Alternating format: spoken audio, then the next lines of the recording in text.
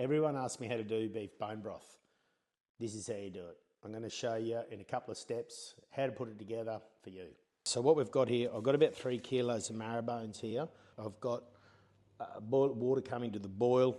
This is what it looks like. I know it doesn't look like good, but what you do is you'd cut about that much off for a serving of it, put it in a pot and render that down. So that's what you're going to end up with, that gelatinous type stuff. That's your bone broth once it's in the fridge.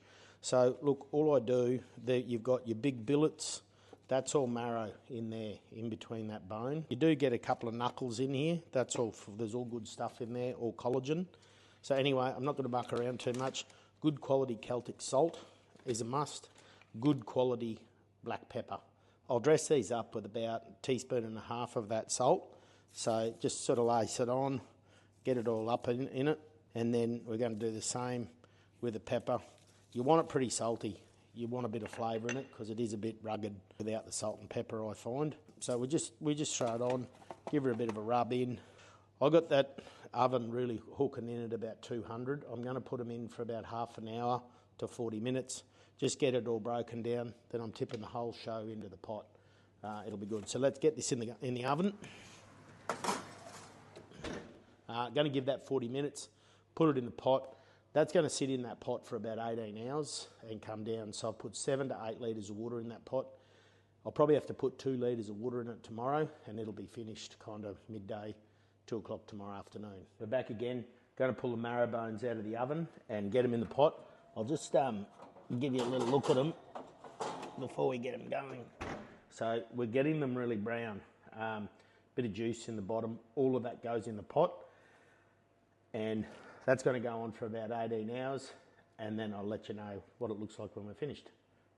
Back now, we've had the bone broth in the fridge for 24 hours. It's probably been in for 48.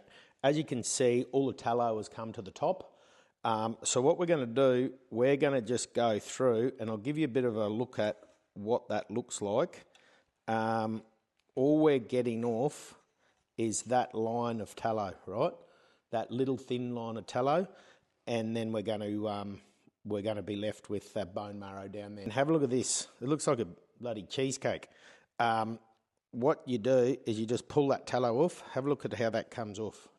That's all your fat. So that's just going to sit over there.